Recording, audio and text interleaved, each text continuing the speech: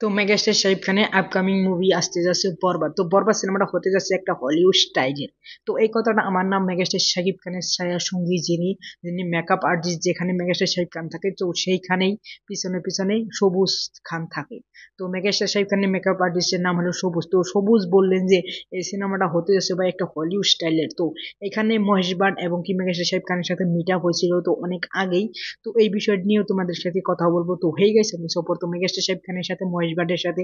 তো মহেশ ভাট হলো ভাই হলিউডের অনেক বড় একটা প্রযোজক এবং কি অনেক বড় একজন ডিরেক্টর, যিনি এত মুভি বানাইছেন, যেগুলো মুভি বানাইছে সবগুলো মুভি ভাই অনেক অনেক বড় বড় সুপার হিট মুভি হয়েছে। আলিয়া ভাটের বাবা মহেশ ভাট। তো মহেশ ভাট অনেক বড় একজন প্রডিউসার। তো মহেশ ভাট আইছিল ভিজিট করতে বরবাদ সিনেমাটা। তো বরবাদ সিনেমাটা যখন ভিজিট করতে এসেছিল তো ওইখানে ইদিকা পালের সাথে অনেক কথা বলেন এবং কি মেগাস্টার শাহিব খানের সাথে অনেক কথা বললেন।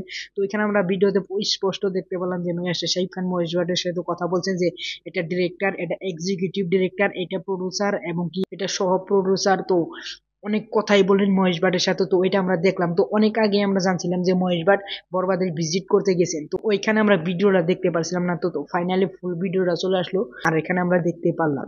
তো এর সাথে সাথে মেগাস্টার শাহিব খানের বরবাদ আপকামিং বরবাদ। তো এই বরবাদ সিনেমাটাই হলিউড স্টাইলের হতে যাচ্ছে। তো এই কথা আমার না, এই কথাটা হলো সবুজ খানের, জানিস শাহিব খানের ছায়া সঙ্গী। তো সবুজ ভাইয়া ভাই সকল টাইমই মেগাস্টার শাহিব খানের সাথে থাকে, যে কোনো কাজ থাকে সবুজ ভাইয়া। তো সবুজ ভাইয়া বললেন যে এই সিনেমাটা ভাই আমি দিনে দিনে যত দেখি তত আমি এক্সাইটেড হয়ে যাই। তো এর আগে আমি এরকম কাজ দেখিনি যে সিনেমাতে। তো অনেক বড় হিউজ একটা সিনেমা হতে যাচ্ছে বরবাদ। তো এই বরবাদ সিনেমাটা আরো বললেন যে এই বরবাদ সিনেমাটা হতে যাচ্ছে একটা হলিউড স্টাইলের। তো হলিউড স্টাইলের যদি একটা সিনেমা হয় তাহলে এই সিনেমাটা ভাই অনেক বিগ বাজেটের সিনেমা হতে যাচ্ছে। আর এই প্রথম মুম্বাইতে শুটিং হচ্ছে ভাই বরবাদ সিনেমাটা। তো বরবাদ সিনেমাটা নিয়ে অনেক এক্সাইটেড আমি, আর সবুজও অনেক এক্সাইটেড।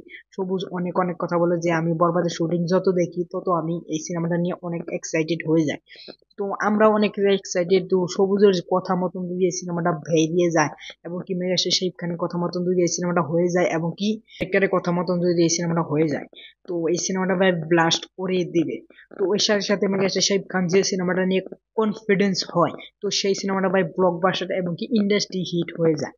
তো এখানে আমরা প্রিয়তমার বেলায় মেগাস্টার শাহিদ খান বলেছিলেন যে একটা স্ট্যাটাস বা যে কোনো প্রেস মিটে বলেছিলেন যে এই সিনেমাটা হিট হবে, অনেক ভালো একটা সিনেমা।